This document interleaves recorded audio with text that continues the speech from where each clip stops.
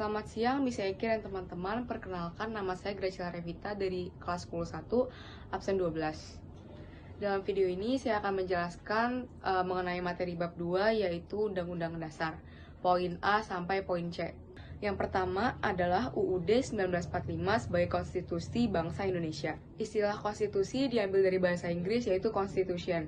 Dari bahasa Belanda, konstitu, yang diartikan sebagai undang-undang dasar. Arti dari konstitusi sendiri adalah peraturan-peraturan baik tertulis maupun tidak yang mengatur suatu pemerintahan. Selanjutnya ada trias politika. Trias politika terdiri dari 3 lembaga, yaitu lembaga eksekutif, legislatif, dan yudikatif.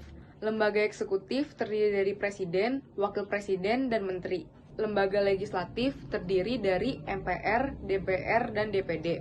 Dan yang terakhir, lembaga yudikatif terdiri dari MA, MK, dan KY. Selanjutnya, saya akan membahas penetapan UUD 1945 sebagai konstitusi. Kedudukan UUD 1945 yaitu sebagai hukum tertulis di Indonesia, dan pasal-pasalnya terdiri dari UU, Peraturan Presiden, Perda-Prov, dan Perda Kabupaten atau Kota.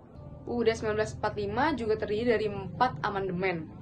Amandemen pertama diselenggarakan pada tanggal 19 Agustus tahun 1999 yang berisi 9 pasal dan 16 butir ketentuan.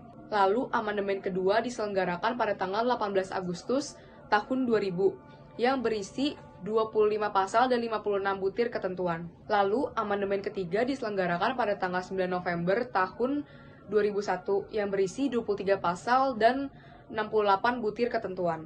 Dan yang terakhir, amandemen keempat yang diselenggarakan pada tanggal 10 Agustus tahun 2002 yang berisi 18 pasal dan 31 butir ketentuan. Mengapa pembukaan UUD 1945 dengan Pancasila ada hubungannya? Karena Pancasila memiliki asas kerohanian bagi pembukaan UUD 1945. Asas kerohanian yang dimaksud adalah Pancasila menjadi sumber nilai, moral, norma, kaidah, hukum negara, dan hukum dasar yang tertulis maupun tidak. Lalu, apa itu hubungan pembukaan UUD dengan UUD 1945?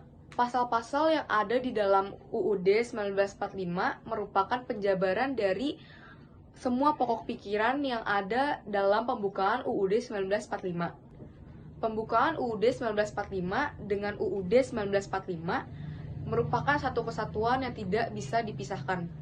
Dan yang terakhir, saya akan membahas mengenai norma yang berlaku di masyarakat. Ada 4 norma yang berlaku dalam masyarakat, yaitu norma ketuhanan, kesusilaan, kesopanan, dan norma hukum.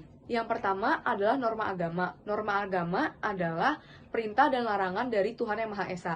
Lalu, jika kita melanggar norma tersebut, kita mendapatkan sanksi yang disebut dengan dosa. Lalu, yang kedua adalah norma kesusilaan. Adalah aturan dan tingkah laku yang baik ataupun buruk. Jika kita melanggarnya, sanksi kita adalah penyesalan. Yang ketiga adalah norma kesopanan. Norma kesopanan adalah aturan yang mengatur kehidupan manusia berdasarkan tata krama dalam kehidupan masyarakat. Jika kita melanggar norma ini, sanksi yang akan kita dapat adalah kita dapat dicemooh, dibenci, dan dikucilkan oleh masyarakat. Yang terakhir adalah norma hukum.